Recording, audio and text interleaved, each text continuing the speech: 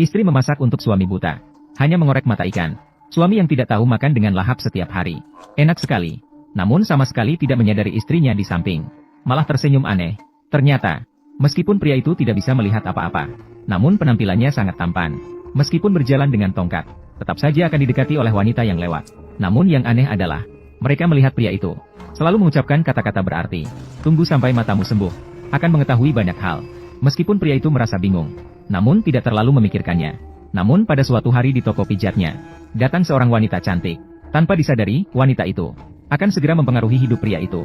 Saat pria itu fokus memberinya pijatan, wanita itu tiba-tiba bangkit dan menatap mata pria itu dengan tajam. Tidak disangka, sebentar kemudian dia menghela nafas panjang. Dengan pelan dia berkata, jika bukan karena mata buta, istrimu pasti tidak pantas untukmu. Pria itu terlihat bingung setelah mendengarnya. Namun sebelum dia bisa bereaksi, wanita muda itu bangkit lagi dan berkata, di kuil di bawah gunung ada tabib. Asalkan setiap hari berdoa dengan tulus kepadanya. 100 hari kemudian keinginanmu akan terwujud. Anda juga pergi bersembahyang padanya. Mei 11 benar-benar terperangkap dalam pemikiran setelah mendengarnya. Dia berpikir keras. Setelah pulang ke rumah malam itu, dia memberitahu istrinya. Dia memutuskan untuk pergi ke bawah gunung untuk mengunjungi tabib Tedong. Berdoa agar matanya bisa sembuh. Tidak disangka istrinya mendengarnya. Ekspresinya tiba-tiba menjadi tidak alami. Memang, ada sesuatu yang ingin kamu lihat. Apa yang ingin kamu lihat? Tentu saja wajahmu. Mendengar jawaban ini, wajah istrinya menjadi dingin sepenuhnya. Ternyata suaminya buta selama 30 tahun. Jadi dia sama sekali tidak tahu bagaimana penampilan istri saya. Karena khawatir dia akan menolak dirinya yang buruk dan merasa jelek. Maka setiap hari, istri mengorek matanya untuk mengeluarkan bola matanya. Mengutupnya agar sama seperti ikan itu. Tidak pernah bisa melihat. Namun sekarang mengetahui suaminya benar-benar penasaran dengan penampilannya. Istri dengan candaan mencoba. Bagaimana jika kamu melihatnya? Apakah kamu akan menolak saya? Namun Meisi malah berkata, siapa yang tahu? Tanpa disadari, karena jawabannya membuat hati istri muncul dengan ide berani untuk membuat matanya kembali normal. Keesokan harinya, Meisi pergi sendirian ke kuil di bawah gunung. Namun di tengah jalan, dia bertemu lagi dengan tetangga wanita yang sering berbicara dengannya. Tetangga wanita mendengar Meisi akan pergi ke kuil di bawah gunung, dan tiba-tiba terlihat senang. Kemudian dia mengucapkan lagi kata-kata yang bermakna. Ketika matamu sembuh, kamu akan mengerti banyak hal. Ya. Dia tidak memberikan penjelasan lebih lanjut, dan pergi. Meisi tidak berani terlalu lama. Dia segera pergi ke kuil, melemparkan koin, berdoa dengan tulus agar matanya sembuh. Bisa sembuh. Tanpa dia sadari, dia akan menyesal segera atas keputusannya sendiri. Siapa tahu tetangga pria, setelah mengetahui hal ini, dengan baik hati mengingatkannya. Lebih baik jangan terlalu berharap. Bagaimana aku mengatakan ini? Kemudian tetangganya memberitahunya bahwa dia melihat istrinya juga pergi ke kuil untuk berdoa. Bukankah itu tidak efektif? Meisi terkejut mendengarnya. Tidak mengerti mengapa istrinya tidak pernah mengatakan hal ini padanya. Tetangganya menjelaskan tanpa banyak pikir. Mungkin dia khawatir tentang perasaanmu. Aku tidak memberitahumu. Meskipun tetangga mengatakan begitu, tapi di hati Mei 11 mulai merasa ragu. Tapi sudah hampir 100 hari berdoa untuk menghindari masalah. Dia tidak bertanya pada istrinya, malah terus berdoa setiap hari di kuil. Hari ini akhirnya hari terakhir. Mei 11 datang ke kuil seperti biasa. Kali ini dia menutup mata dan berdoa dengan kencang. Lebih keras dari sebelumnya. Semakin keras. Berdoa dari pagi hingga malam. Baru kemudian dia membuka mata perlahan. Mei 11 mencoba melihat sekeliling.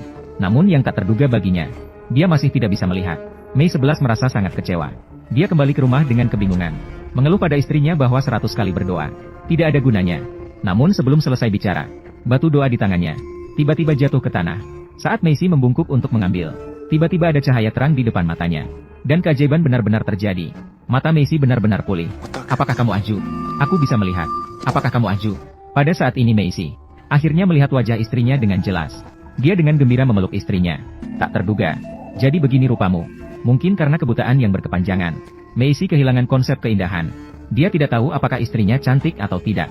Namun melihat diri mereka di cermin, dia tetap tersenyum puas. Namun pada saat itu, dia tiba-tiba membicarakan sesuatu. Katanya, apakah kamu mulai bersembahyang kepada Buddha sejak dulu? Kau menemukannya. Namun, Buddha tidak memenuhi keinginanku. Namun Meisi tenggelam dalam kebahagiaan. Dia tidak menyadari makna tersirat dari kalimat ini. Dia pikir hari-hari baik akan segera datang. Namun segera Meisi mulai merasa ada yang tidak beres. Awalnya saat makan, dia melihat ikan sarden yang dibuat oleh istrinya. Ternyata mata ikan itu dicungkil. Seketika merasa mual. Tak pernah terpikir sebelumnya bahwa ternyata itu.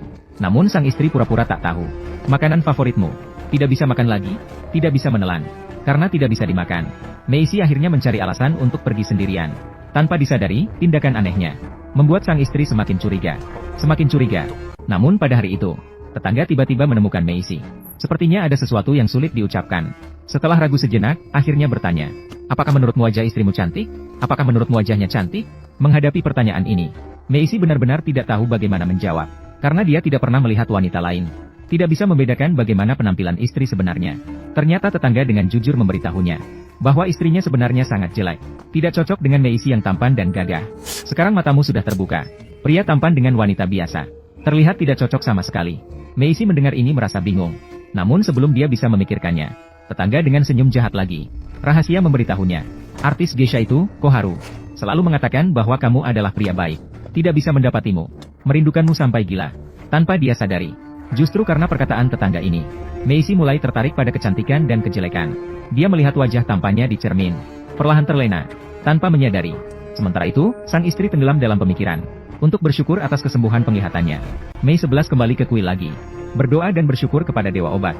Siapa sangka, saat dia hendak pergi, tiba-tiba bertemu dengan seorang wanita muda. Wanita itu melihat dia benar-benar bisa melihat kembali. Merasa sangat senang. Baru pada saat itulah Mei 11 mengetahui hal itu. Bahwa dia adalah wanita yang dulu memberitahunya tentang Dewa Obat. Aku ingin melihat. Apakah benar-benar bisa melihat? Tidak disangka dihadapkan dengan kehangatan wanita itu.